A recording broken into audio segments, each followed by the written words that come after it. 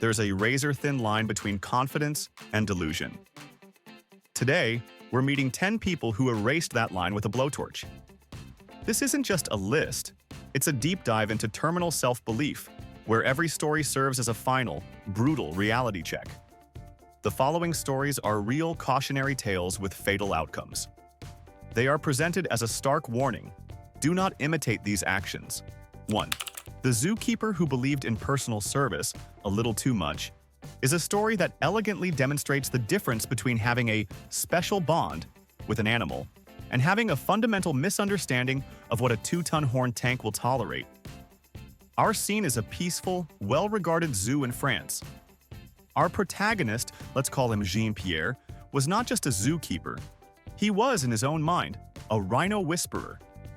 He had worked for years with the zoo's prize rhinoceros, a massive, magnificent creature named Bertha. He knew her moods, her habits, her favorite scratching spots. He truly believed they had a connection that transcended the normal human-animal boundary. One day, a new tranquilizer arrived at the zoo, and it was Jean-Pierre's job to administer a test dose to Bertha. The standard procedure, the one written in every safety manual and taught to every zookeeper on the planet, was to use a long-range dart gun from a safe distance. But Jean-Pierre looked at the dart gun with disdain. It was so loud, so impersonal, so American. He felt it would needlessly stress his dear Bertha.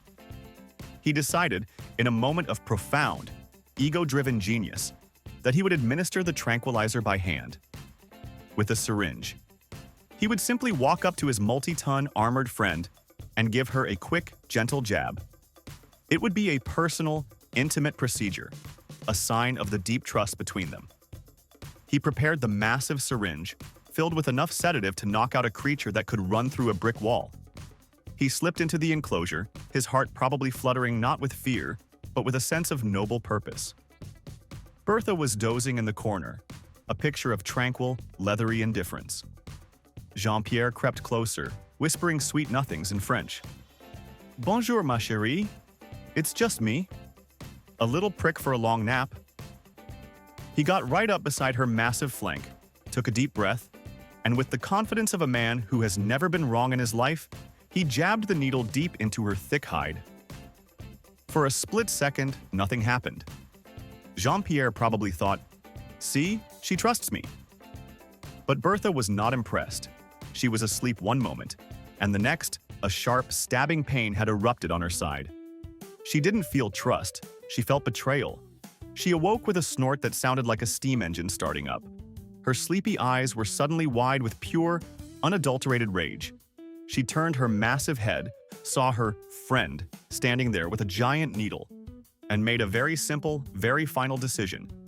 Jean-Pierre, seeing the 2-ton engine of destruction suddenly roar to life, realized his catastrophic error. He turned to run, but there was nowhere to go. Bertha closed the distance in an instant, a furry freight train of righteous indignation. She didn't just attack him. She expressed her profound dissatisfaction with his customer service in the most direct way possible. He was trampled, stomped, and unceremoniously converted into a fine French paste. His special bond had been real, up to a point. That point, it turned out, was unsolicited injections. 2. The ice fishing trip that ended with a bang is a story that combines 3 classic elements into a perfect storm of idiocy: boredom, dynamite, and a very, very good boy. We're in the frozen wilderness of Wisconsin, where 2 friends, Bill and Gary, are hunkered down in their tiny wooden ice fishing shack, or shanty. They'd been out on the frozen lake all day, staring at a small hole in the ice, waiting for a fish to bite. But the fish weren't cooperating. The silence was deafening, the cold was seeping into their bones, and their patience was wearing thinner than the ice at the edge of the lake. Finally, Bill decided he'd had enough of this traditional fishing nonsense. It was time to speed things up. He reached into his tackle box and pulled out a stick of dynamite. Gary probably laughed, thinking it was a joke. It was not a joke. Bill's plan was simple: toss the dynamite, create a big underwater explosion, and then just scoop up all the stunned fish as they float to the surface. It was fishing for the impatient man. With them in the tiny shack was Bill's loyal golden retriever, Buddy. Buddy was the perfect dog, happy, obedient, and absolutely obsessed with one thing: playing fetch. As Bill lit the long, fizzing fuse on the dynamite, Buddy's tail started to thump excitedly against the wooden floor. He didn't know what this new stick was, but it looked like fun. Bill opened the shanty door, and with a mighty heave, tossed the hissing stick of dynamite far out onto the vast, empty expanse of the frozen lake. He and Gary quickly ducked back inside, ready for the show. But Buddy saw the whole thing. To him, his beloved human had just thrown the most amazing, most exciting fetch stick he had ever seen. It even made a cool hissing sound. He shot out of the shanty like a golden blur, his paws scrabbling for purchase on the slippery ice. He bounded joyfully across the lake, his eyes locked on the prize. Bill and Gary, peering out the tiny window, probably watched with dawning horror. They started screaming, "Buddy, no, no, boy, drop it!" But Buddy, hearing their excited shouts, just thought they were cheering him on. He wagged his tail even harder. He reached the dynamite, snatched it proudly in his mouth, and with the triumphant air of a dog who has just completed the best retrieve of his life, he turned and sprinted back towards the shanty. He trotted happily back inside, dropped the sputtering, rapidly shortening stick of dynamite at his owner's feet, and looked up, panting, as if to say, "I got it, throw it again." In that final silent moment of shared, wide-eyed panic, Bill and Gary learned a valuable lesson about the dangers of combining explosives with a dog whose only desire in life is to make you happy. The subsequent explosion obliterated the tiny shack, and no fish were harmed in the making of this tragedy. 3. The quickest job he ever did is a story that should be tattooed on the inside of every construction worker's hard hat. It's a simple, brutal lesson in the difference between being brave and being stupid, and a reminder that safety harnesses are not fashion accessories. They are the only thing separating you from a high-speed conversation with the pavement. Our scene is a high-rise construction site, a skeleton of steel and concrete reaching for the sky. Our protagonist is a seasoned construction worker, a man who had probably spent more time on scaffolding than on his own couch. He was tough, he was experienced, and he had developed a healthy contempt for what he saw as unnecessary safety rules. He saw harnesses and tethers not as life-saving equipment, but as annoying, time-consuming hassles that just got in the way of getting the job done. On this particular day, he had a quick job to do on the 30th floor. A minor adjustment, something that would only take a minute. He looked at his safety harness, hanging there, silently judging him. He thought, "Nah, not for this. It'll take me longer to put the damn thing on than to do the job." So he ventured out onto an exposed steel beam, 30 stories above the bustling city, with nothing but his confidence to protect him. He reached the spot where he needed to work, but there was a problem. The bolt he needed to tighten was just a few inches out of his reach. He stretched, he strained, but he just couldn't get the right angle. Now, a safety-conscious worker might go back, get a longer tool, or reposition himself. But our hero was a problem solver. He was an innovator. He looked around and saw his solution sitting right there on the beam, an empty 5-gallon bucket. He thought, perfect, a little step stool. He grabbed the bucket, flipped it upside down, and, with the unshakable confidence of a man who has never heard of the concept of a stable base, he stepped up onto it. For a glorious, fleeting second, his plan worked. He had the extra height he needed. He could reach the bolt. He was a genius. But a round plastic bucket, sitting on a narrow, flat steel beam 300 feet in the air, is not what engineers would call a stable platform.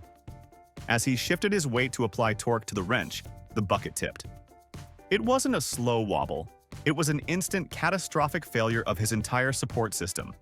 He lost his footing, his arms flailed wildly, grabbing at empty air, and then he was falling. He had 30 stories to contemplate his decision to skip the harness. 30 stories to reflect on his brilliant bucket idea. It was, as the story goes, the quickest job he ever did, with a final commute that was brutally efficient. He had saved himself about 2 minutes of time by not putting on his harness, a trade-off that ultimately cost him everything else. 4. The game over that was all too real is a story that marks a dark turning point in our relationship with technology. a cautionary tale from the dawn of online gaming addiction. We're in South Korea, a country at the forefront of esports and obsessive gaming culture. Our protagonist is a 28-year-old man who had found his calling not in a career or a relationship, but inside the glowing, pixelated world of an online video game. This wasn't just a hobby for him, it was his life. He was a high-ranking player, a legend in his virtual guild, a warrior who spent every waking moment, and many non-waking moments, battling digital monsters and collecting epic loot. He had recently lost his job, which, instead of being a wake-up call, he saw as a golden opportunity. More time to play! He decided to embark on a gaming marathon of epic proportions. He went to a local internet cafe, a PC bang, which is like a command center for gamers, paid his fee, sat down at his terminal, and logged in. And then he just didn't log out for 50 consecutive hours. 2 full days and then some. He didn't sleep. He barely ate, surviving on a trickle of energy drinks and instant noodles. He didn't even take proper bathroom breaks, minimizing his time away from the screen to mere seconds. His entire world shrank to the size of the monitor in front of him. His friends and family were in the real world, but he was in a digital realm, fighting a war that was more important to him than his own physical well-being. His body, however, was not designed for this kind of abuse. It began to send him desperate warning signals: exhaustion, dehydration, heart palpitations. But he ignored them. The game was too important. He was so close to leveling up. Finally, after 50 hours of non-stop, high-stress gaming, his body decided it had had enough. It couldn't take anymore. He suffered a massive cardiac arrest, his heart simply giving up from the sheer, relentless strain. He slumped over in his chair, his character still standing triumphantly on the screen. A high score achieved, a new level reached. But in the real world, the one he had chosen to ignore, it was game over. The paramedics who arrived found a young man who had successfully conquered a digital world, but had been utterly defeated by his own addiction. He had traded his health, his future, and ultimately his life for a few more experience points in a game that would simply reset the next day without him. 5. The last laugh that was tragically high-pitched is a story that proves a little bit of knowledge can be a very, very dangerous thing. Our protagonist is a small-time thief, a man whose criminal ambitions were significantly larger than his understanding of basic chemistry. His big score for the day was a delivery truck. He didn't know what was inside, but it was a big truck, and big trucks usually contain valuable things. He successfully hot-wired the vehicle and drove it to a secluded spot, his heart pounding with the thrill of the heist. He opened the back doors, ready to behold his treasure. Inside, he found not televisions or electronics, but dozens of large, heavy, compressed gas cylinders. He was probably disappointed at first, but then he saw the labels. He might not have been a chemist, but he'd seen movies. He thought he recognized the tanks as containing nitrous oxide, more famously known as laughing gas. A mischievous grin probably spread across his face. His heist had just turned into a party. He decided to sample the goods, to have a little fun before he figured out how to sell the tanks. He grabbed one of the heavy cylinders, wrestled it out of the truck, and found the valve. He was about to give himself a quick, hilarious blast of pure joy. What our master thief failed to understand is that the tanks did not contain nitrous oxide. They contained helium. Pure industrial-grade helium used for inflating balloons or in scientific equipment. But to him, gas was gas. He put the nozzle to his lips, thinking of the euphoric laughter that was about to erupt from his soul. He cracked the valve open and took a deep, long, powerful inhalation, expecting a wave of giddiness. Instead, what he got was a lungful of a gas that is completely incapable of supporting human life. Helium isn't just for making your voice sound funny, it's an inert gas that displaces oxygen. When you inhale it directly from a pressurized tank, you're not just getting a little bit. You're instantly replacing all the life-giving oxygen in your lungs with a substance that your body cannot use. The effect was immediate and terrifying. He probably tried to laugh, but all that came out was a ridiculously high-pitched, squeaky gasp like a cartoon character in distress. He stumbled backward, suddenly feeling lightheaded, not from euphoria, but from rapid, severe asphyxiation. His brain, starved of oxygen, began to shut down. His final moments were probably a bizarre, confusing blur of dizziness and the sound of his own voice, now permanently locked in a comical soprano. He had wanted to have a good laugh, but instead, he became the punchline to his own tragic joke. He died there, next to his stolen truck, a victim of his own ignorance. His final, silent scream forever trapped in a comically high register. It's a powerful lesson that you should always know what you're putting into your body, especially when you've stolen it from the back of a truck. 6. The Siphon of Shame is a story that delivers a powerful, multi-sensory lesson in the importance of reading the fine print, or in this case, the label on the pipe. Our scene is a large, empty parking lot late at night. Our hero is a man who needed gasoline, but was fundamentally opposed to the idea of paying for it. He saw a massive, beautiful tour bus parked for the night, its gigantic fuel tank glistening under the moonlight. To him, it looked like a rolling gas station, a free, all-you-can-drink buffet of petroleum. His plan was classic, time-tested thievery. He would siphon the gas. He came prepared with a length of rubber hose, ready to get to work. He approached the bus, his footsteps echoing in the silence. He located what he thought was the fuel tank cap, unscrewed it, and confidently shoved one end of his hose deep into the opening. He then put the other end of the hose in his mouth, ready to perform that disgusting yet necessary initial suck to get the flow started. He closed his eyes and gave a mighty suck on the hose, expecting the familiar, acrid taste of gasoline. What he got instead was something far, far worse. It was a taste so vile, so indescribably foul, it was like a direct assault on his soul. He had not, in fact, stuck the hose into the fuel tank. He had, with incredible, world-class bad luck, stuck it directly into the septic tank outlet for the tour bus's chemical toilet. He had just taken a mouthful of what is politely known as black water, a concentrated, chemical-laced slurry of human waste. His brain probably short-circuited.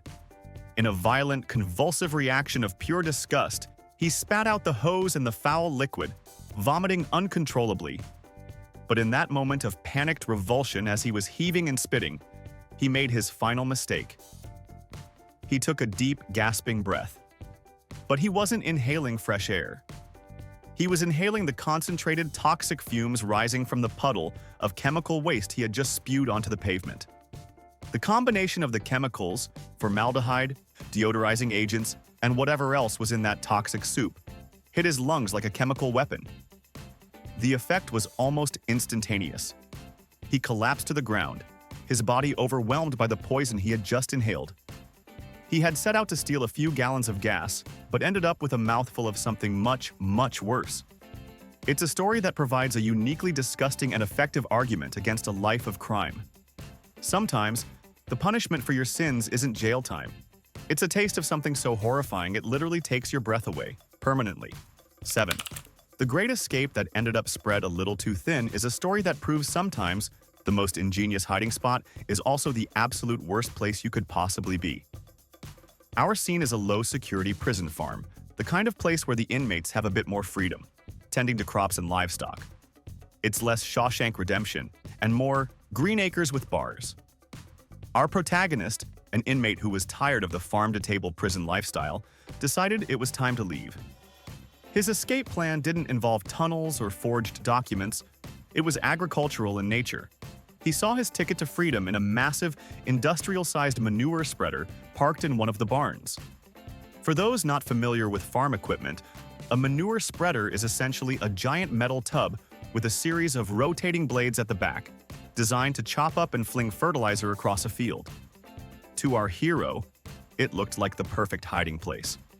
He theorized that he could sneak out at night, climb inside the spreader, and hide under a layer of manure.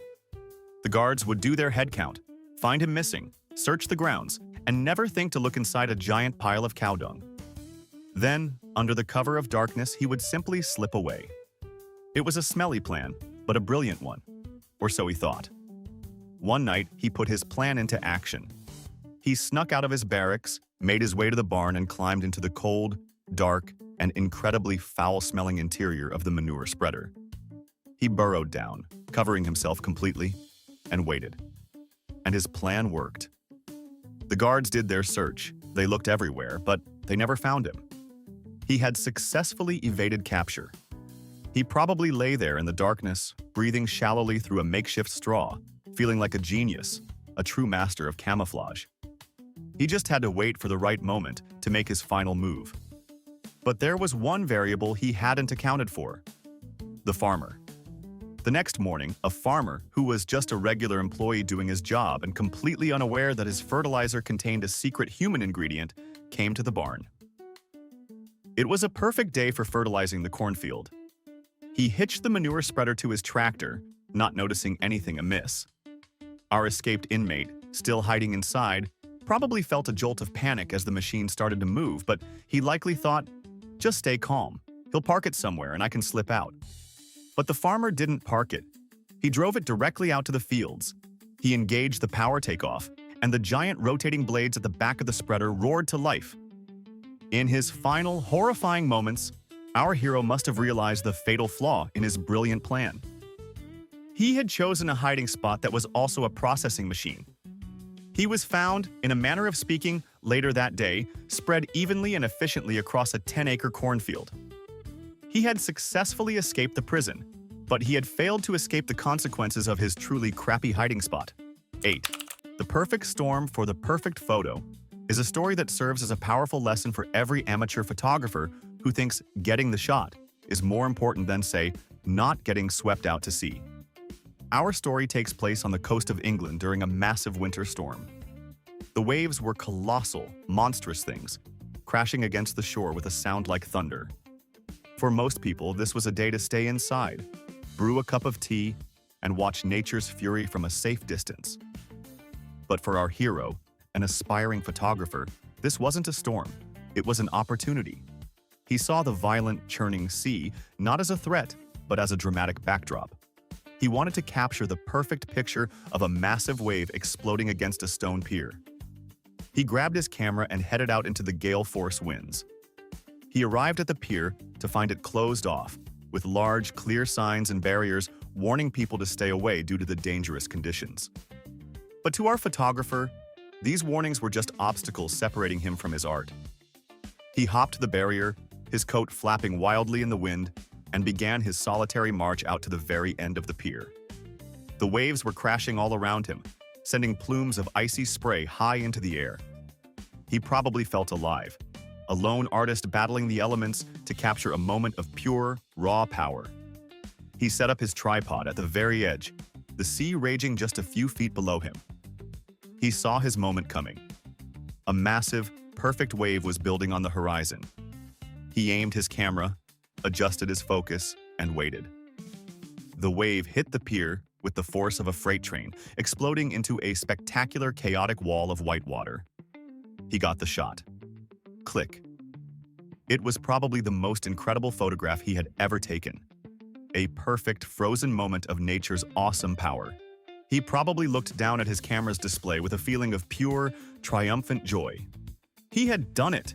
He had risked everything and gotten the shot of a lifetime. But as he was admiring his work, he failed to notice the next wave. And the next wave is always bigger. Before he could even react, another, even more monstrous wave, a true leviathan of the sea, rose up and crashed down upon the end of the pier. This wave didn't just splash, it consumed. It swept him, his camera, his tripod, and his final perfect photograph off the pier and into the churning, violent sea. He was gone in an instant. Rescuers searched for days, but all they ever found was a piece of his camera washed up on the shore. He had successfully captured the power of the ocean, but in his obsession, he had forgotten that the ocean always gets the final shot. 9. The Man Who Tried to Ride the Hurricane is a story that exists in a dimension so far beyond bad idea, it almost loops back around to being performance art. Our scene is Miami, Florida, and the city is in a state of controlled panic. A Category 5 hurricane, a monster storm with winds topping 160 miles per hour, is bearing down on the coast. The authorities have issued mandatory evacuation orders. Sensible people are boarding up their windows, packing their cars, and heading for higher ground. But our hero, a man who presumably looked at a life-threatening natural disaster and saw a recreational opportunity, was not a sensible person. He was a kite surfer, and he had a plan. While everyone else was fleeing the storm, he was driving towards it. He arrived at the beach, a scene of apocalyptic fury. The sky was black, the rain was horizontal, and the ocean was a churning, chaotic mess of waves the size of small buildings. To anyone else, this was nature's wrath made manifest. To him, it was the ultimate playground. He calmly unpacked his gear, his colorful kite flapping so violently in the wind, it probably sounded like a jet engine. A news crew covering the storm spotted this lone figure on the deserted beach and rushed over, their camera shaking in the gale. "What are you doing?" they yelled over the roar of the wind.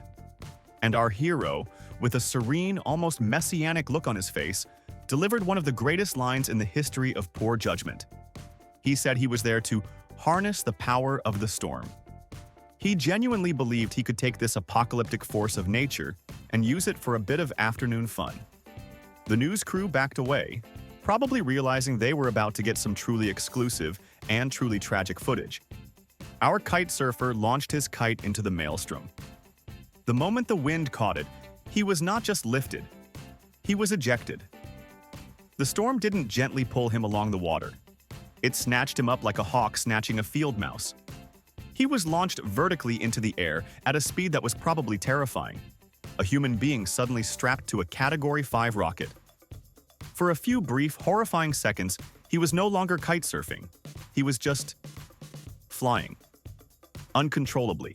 He and his kite disappeared into the churning gray chaos of the hurricane clouds. The news crew just stood there, speechless. They never saw him again. He wanted to harness the power of the storm, and in a way, he did. The storm, in turn, harnessed his power, his kite, and his entire being, and unceremoniously deposited him, or what was left of him, somewhere in the next county.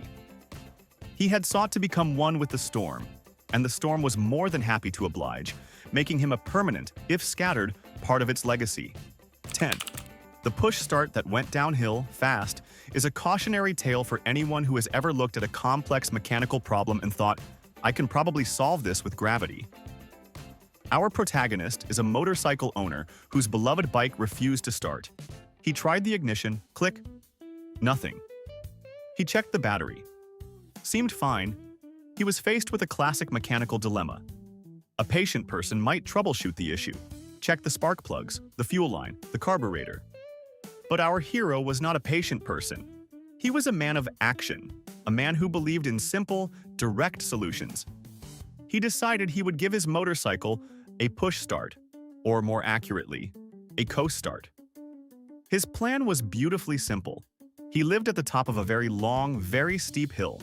He would simply hop on his bike, coast down the hill, let gravity build up some speed, and then pop the clutch to force the engine to turn over. It's a technique that can work, but it comes with one enormous, glaring risk. You are intentionally disabling your ability to stop until the engine is running. He wheeled his silent, heavy motorcycle to the crest of the hill. He looked down the long, steep slope, which ended conveniently at a busy intersection at the bottom. He probably thought, "Perfect, plenty of runway." He hopped on, took a deep breath, and kicked off, beginning his silent, powerless descent. The bike started to roll, slowly at first, then faster and faster. The wind started to whistle in his ears. The plan was working. He was gaining speed. Halfway down the hill, moving at a pretty good clip, he popped the clutch. And with a roar, the engine sprang to life. Success! He had done it. He had outsmarted the fussy mechanics of his own bike. He probably felt a surge of pure, unadulterated triumph. But his celebration was cut short by a new, much more urgent problem. In the process of getting his bike started, he had also achieved a speed that was now far too fast to handle safely. The busy intersection at the bottom of the hill was approaching at an alarming rate. He grabbed the brakes, but at this velocity, on this steep a grade, they were merely making a loud screeching noise, not actually slowing him down. He shot down the final stretch of the hill like a cannonball, a look of triumphant glee probably replaced by one of pure, wide-eyed terror. He blew through the stop sign at the bottom without even slowing down, flying directly into the intersection and into the path of a large city bus that was placidly making its way through a green light. The impact was, to put it mildly, decisive. He had successfully started his motorcycle. He just didn't get to enjoy the ride. His brilliant shortcut to getting his engine running had also become a brilliant shortcut to the end of the road, permanently. Okay, you've seen the pros. Now it's your turn. In the comments, tell us the story of the single dumbest, most bafflingly stupid thing you've ever seen someone do in real life. Let's create our own Hall of Shame. If these tales gave you a newfound appreciation for your own brain, a like is the highest compliment. Subscribe. There's always another lesson to be learned.